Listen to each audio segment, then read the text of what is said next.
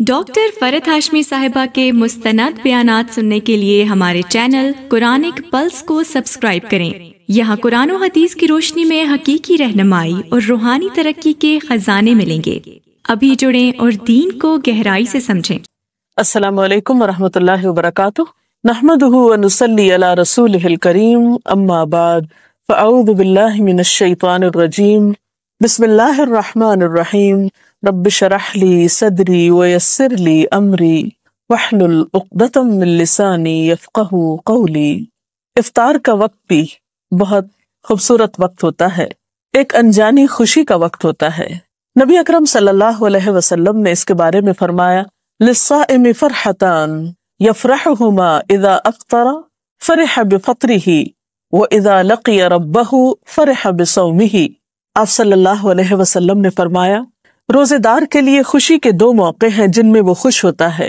جب وہ روزہ افطار کرتا ہے تو اپنا روزہ کھولنے سے خوش ہوتا ہے، اور جب وہ اپنے رب سے ملاقات کرے گا تو اپنے روزے سے خوش ہوگا، یعنی اس کا اجر و ثواب سامنے پا کر۔ تو بات یہ ہے کہ افطار کا یہ وقت نہایت اہم وقت ہے۔ یہ وقت کب شروع ہوتا ہے؟ قرآن پاک میں اللہ سبحانہ و تعالیٰ فرماتے ہیں، ثم اتموا الصیام الی اللیل، پھر پورا کرو روزے کو رات تک۔ گویا جب رات کا آغاز ہو جائے، رات شروع ہو جائے، سورج غروب ہو جائے تو وہ روزے دار کے روزے افطار کرنے کا وقت ہوتا ہے۔ غروب آفتاب روزہ افطار کرنے کی شرط ہے، اس سے پہلے روزہ افطار نہیں کیا جا سکتا۔ بخاری اور مسلم کی ایک روایت کے مطابق قال رسول اللہ صلی اللہ علیہ وسلم، اذا اقبل اللیل من ہاہنا وادبر النہار من ہاہنا وغربت الشمس فقد افطر الصائم۔ آپ صلی اللہ علیہ وسلم نے فرمایا، جب رات آ جائے، دن چلا جائے اور سورج غروب ہو جائے تو روزہ دار روزہ کھول لے۔ گویا دن کا جانا اور رات کا آنا وہ وقت ہے جب روزہ افطار کیا جاتا ہے۔ یہ بھی یاد رہے کہ روزہ افطار کرنے میں جلدی کرنا مسنون ہے۔ گویا سورج کے غروب ہونے کے فوراً بعد روزہ کھول لینا چاہیے۔ حضرت انس رضی اللہ تعالی عنہ فرماتے ہیں کہ ان النبی صلی اللہ علیہ وسلم لم یکن لیصلی المغرب حتی یفطر ولو علی شربۃ ماء، کہ آپ صلی اللہ علیہ وسلم افطار کیے بغیر مغرب کی نماز نہیں پڑھتے تھے، چاہے ایک گھونٹ پانی سے افطار کرتے۔ گویا اس سے یہ بھی پتہ چلتا ہے کہ افطار کا وقت مغرب کی نماز سے پہلے کا ہے، یعنی نماز نہیں پڑھنی چاہیے جب تک کہ افطاری نہ کر لی جائے۔ حضرت سہل بن سعد سے روایت ہے کہ رسول اللہ صلی اللہ علیہ وسلم نے فرمایا، لوگ برابر بھلائی پر رہیں گے جب تک کہ روزہ کھولنے میں جلدی کریں گے۔ جیسا کہ سحری کے بارے میں گفتگو کرتے ہوئے آپ کو بتایا گیا تھا کہ بہت جلدی سحری کرنے کی بنسبت تاخیر سے سحری کرنا لیکن وقت کے اندر زیادہ افضل ہے۔ اسی طرح افطار میں بھی بہت تاخیر نہیں کرنی چاہیے کہ مثلاً رات کا جب بہت اندھیرا ہو جائے، عشاء کی نماز کا وقت ہو جائے تو ایک شخص سمجھے کہ اب افطار کرنا زیادہ ثواب کا باعث ہے کیونکہ میں نے سب لوگوں سے 1-1.5 گھنٹہ زیادہ لمبا روزہ رکھا ہے اور دیر سے کھایا پیا ہے، تو ایسا کرنا کچھ ثواب کا باعث نہ ہوگا بلکہ الٹا سنت رسول صلی اللہ علیہ وسلم کی مخالفت ہوگی۔ تو آپ نے فرمایا کہ لوگ بھلائی پر رہیں گے جب تک کہ افطار میں جلدی کریں گے، گویا اعتدال میں رہیں گے۔ تو اس سے یہ پتہ چلتا ہے کہ ہمارا دین ہمیں ہر معاملے میں اعتدال کا سبق دیتا ہے، انتہا پسندی ہمارے دین کا حصہ نہیں ہے۔ ایک اور حدیث کے مطابق وہ لوگ اللہ کے محبوب بندے ہوتے ہیں جو افطار کرنے میں جلدی کرتے ہیں۔ عن ابی ہریرہ قال قال رسول اللہ صلی اللہ علیہ وسلم قال اللہ عز وجل احب عبادی الی عاجلہم فطرا، کہ اللہ تعالیٰ فرماتے ہیں مجھے میرے بندوں میں سب سے زیادہ محبوب وہ ہیں جو ان میں سے افطار میں جلدی کرنے والے ہیں۔ گویا اللہ تعالیٰ کی اطاعت کرنے میں دیر نہ کرنا، جب حکم آ جائے تو پھر پس و پیش نہ کرنا اللہ تعالیٰ کو پسند ہے۔ پھر اسی طرح ہم دیکھتے ہیں حضرت انس رضی اللہ تعالیٰ عنہ سے روایت ہے، اور آپ جانتے ہیں کہ حضرت انس رضی اللہ تعالیٰ عنہ حضور اکرم صلی اللہ علیہ وسلم کی خدمت میں 10 سال تک رہے۔ وہ کہتے ہیں کہ آپ صلی اللہ علیہ وسلم نماز مغرب سے پہلے تازہ کھجوروں سے روزہ افطار فرماتے، اگر تازہ کھجوریں نہ ہوتی تو خشک کھجوروں سے افطار فرماتے، اگر خشک کھجوریں نہ ہوتی تو چند گھونٹ پانی سے ہی افطار فرما لیتے۔ تو اس سے پتہ چلتا ہے کہ دوسری چیزوں کے نسبت کھجور سے روزہ افطار کرنا آپ کو زیادہ پسند تھا، گویا آپ کی سنت اور آپ کی پسندیدہ چیز کھجور سے روزہ افطار کرنا ہے، اور کھجوروں میں بھی تازہ کھجور۔ لیکن ضروری نہیں کہ ہر شخص کے پاس کھجوریں ہوں، اور یہ بھی ضروری نہیں کہ تازہ کھجوریں ہوں، تو اگر میسر ہو، ممکن ہو، تو ایسا کرنا زیادہ بہتر ہے، اور اگر یہ چیز میسر نہ ہو تو اس کے بعد پانی پینا زیادہ بہتر ہے، کیونکہ پانی پاک کرنے والی چیز ہے۔ افطاری کے سلسلے میں ایک اور بات کا ہم سب کو خیال رکھنا چاہیے کہ یہ وقت بھی دعاؤں کی قبولیت کا وقت ہے۔ جیسے سحری کے سلسلے میں آپ کو بتایا گیا تھا کہ وہ وقت ذکر الہی کا وقت ہے، دعاؤں کی قبولیت کا وقت ہے، اسی طرح افطار کا وقت بھی دعاؤں کی قبولیت کا وقت ہے۔ اس سلسلے میں ہم دیکھتے ہیں کہ آپ صلی اللہ علیہ وسلم نے فرمایا، ثلاث دعوات لا ترد، دعوت الوالد ودعوت الصائم ودعوت المسافر، کہ 3 آدمیوں کی دعا رد نہیں کی جاتی، باپ کی دعا، روزہ دار کی دعا اور مسافر کی دعا۔ تو گیا انسان ان تینوں حالتوں سے فائدہ اٹھا سکتا ہے۔ والدین کو اپنے بچوں کے لیے خصوصی دعائیں کرنی چاہیے، اسی طرح روزہ دار افطار کے وقت خاص طور پر دعا کرے، دن میں بھی دعا کر سکتا ہے لیکن خصوصاً افطار کے وقت، اور اسی طرح مسافر بھی عام دنوں کی نسبت سفر کی حالت میں اللہ تعالیٰ کے زیادہ قریب ہوتا ہے، اس لیے اس کو اس موقع سے بھی فائدہ اٹھانا چاہیے۔ افطاری کے لیے آپ صلی اللہ علیہ وسلم نے خود بھی دعا سکھائی ہے۔ عن ابن عمر قال كان النبي صلی اللہ علیہ وسلم اذا افطر قال ذهب الظمأ وابتلت العروق وثبت الاجر ان شاء اللہ، جس کا ترجمہ ہے پیاس ختم ہو گئی، رگیں تر ہو گئیں اور روزے کا ثواب پکا ہو گیا انشاءاللہ۔ اسی طرح افطار کی کچھ اور دعائیں بھی آپ نے سکھائیں۔ حضرت معاذ بن زہرہ سے روایت ہے کہ نبی صلی اللہ علیہ وسلم جب روزہ افطار کرتے تو فرماتے، اللہم لک صمت وعلی رزقک افطرت۔ اس کا ترجمہ ہے، اے اللہ، تیرے ہی لیے میں نے روزہ رکھا اور تیرے ہی رزق پر میں نے افطار کیا۔ جیسا کہ آپ جانتے ہیں کہ افطار کرنا اور افطار میں جلدی کرنا بابرکت ہے، اسی طرح افطاری کے وقت بھی دوسروں کی غمگساری اور دوسروں کی دلجوئی اور دوسروں کے حقوق کا لحاظ رکھنا بہت ضروری ہے۔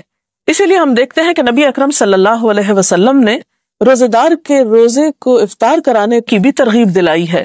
حدیث میں آتا ہے کہ جس نے روزہ دار کو روزہ افطار کرایا اسے بھی اتنا ہی اجر ملے گا جتنا اجر روزہ دار کے لیے ہوگا، اور روزہ دار کے اجر سے کوئی چیز کم نہ کی جائے گی۔ تو اس سے پتہ چلتا ہے کہ اگر ایک انسان دوسروں کے روزے افطار کرانے کا اہتمام کرتا ہے تو وہ ایک بہت بڑے اجر کو سمیٹتا ہے۔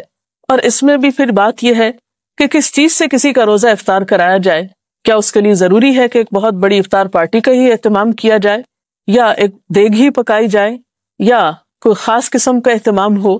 نہیں، یہ ثواب ہر وہ شخص پا سکتا ہے کہ جو لسی کا ایک گھونٹ یا ایک کھجور یا پانی کا ایک گھونٹ پلا کر ہی کسی کا روزہ افطار کراتا ہے، اس کو بھی یہ سارا اجر و ثواب حاصل ہوتا ہے۔ اب آپ دیکھیے کہ روزہ افطار کرانے والے نے تو یہ اجر پا لیا، لیکن جو شخص روزہ افطار کر رہا ہے اسے جواب میں کیا رویہ اختیار کرنا چاہیے؟ اسے بھی ایک ادب اور اخلاق سکھایا گیا کہ وہ افطار کرانے والے کے لیے دعا کرے، اور وہ دعا بھی آپ صلی اللہ علیہ وسلم نے خود سکھا دی۔ عن انس قال كان رسول اللہ صلی اللہ علیہ وسلم اذا افطر عند قوم قال افطر عندكم الصائمون واكل طعامكم الابرار وتنزلت عليكم الملائکہ۔ حضرت انس روایت کرتے ہیں کہ نبی صلی اللہ علیہ وسلم جب کسی کے ہاں روزہ افطار فرماتے تو ان کو یہ دعا دیا کرتے تھے، افطر عندکم الصائمون واکل طعامکم الابرار وتنزلت علیکم الملائکہ، جس کا ترجمہ ہے روزہ دار تمہارے ہاں روزہ افطار کرتے رہیں، نیک لوگ تمہارا کھانا کھاتے رہیں اور فرشتے تمہارے ہاں نازل ہوتے رہیں۔ تو گویا اس سے یہ پتہ چلتا ہے کہ اس موقع پر دوسرے کا دل خوش کرنا اور اس کے لیے اچھی اچھی دعائیں کرنا ایک بہترین عمل ہے۔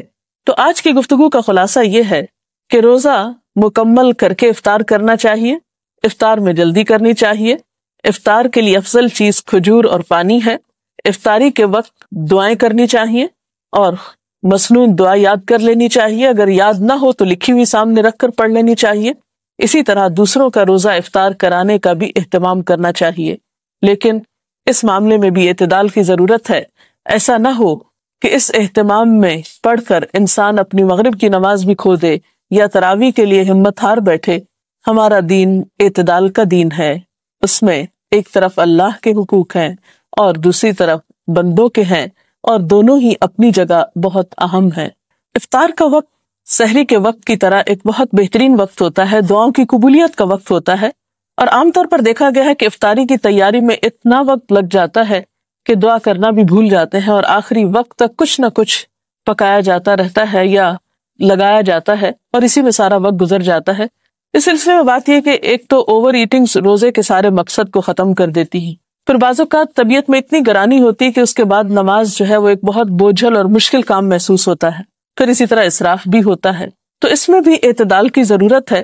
انسان افطاری کی تیاری میں اگر جلدی کرے اور آخری وقت یعنی روزہ افطار کرنے سے پہلے کے کچھ لمحات جو ہیں وہ تمام کاموں کو چھوڑ کر خصوصی طور پر دعائیں کرنے میں گزارے تو یہ ایک بہت بہترین عمل ہوگا. ہم میں سے ہر شخص محتاج ہے، ہر شخص کسی نہ کسی مشکل کا شکار ہے. ہم بعض اوقات دوسروں سے کہتے ہیں کہ آپ ہمارے لیے دعا کریں، وہ بھی ایک اچھی بات ہے، کروا سکتے ہیں دوسروں سے دعا، لیکن جب ہمارے اپنے پاس ایک وقت ہوتا ہے دعا کرنے کا، ہمیں اللہ تعالیٰ خود موقع دے رہے ہیں، اور انسان خود اپنے لیے جیسی دعا کر سکتا ہے سنجیدگی کے ساتھ، اخلاص کے ساتھ، آہوزاری کے ساتھ، وہ کوئی دوسرا کیسے کر سکتا ہے. اور پھر جب اللہ تعالیٰ ہمیں ایسے مواقع دے رہے ہیں کہ جب وہ خود بتاتے ہیں کہ یہ قبولیت کا وقت ہے، مانگو مجھ سے، ان مواقع کو بھی ہم ادھر ادھر کی چیزوں میں گنوا دیتے ہیں، تو یہ ہمارے لیے باعث حسرت ہو سکتا ہے. اس لیے ان اوقات کو آپ بہترین طریقے سے استعمال کریں. مثلاً آپ کیا کریں کہ اگر آپ کسی کے ہاں افطار کر رہے ہیں یا اپنے گھر میں افطار کر رہے ہیں تو افطاری سے پہلے جو بھی میسر ہو وہ قریب رکھ لیا جائے، اور پھر یکسو ہو کر اللہ تعالیٰ سے مناجات کی جائے، ذکر کیا جائے، دعا کی جائے، اور پھر جب وقت آ جائے تو اس وقت افطار کر لی جائے، اور پھر نماز مغرب میں جلدی کی جائے. ایسا نہ ہو کہ ہم افطار کرنے میں اتنی تاخیر کریں کہ نماز کا وقت بہت لیٹ ہو جائے، کیونکہ نماز کا افضل وقت زیادہ بہتر ہے نماز کی ادائیگی کے لیے اجر و ثواب کے اعتبار سے، تو اس کا اہتمام بھی رہے.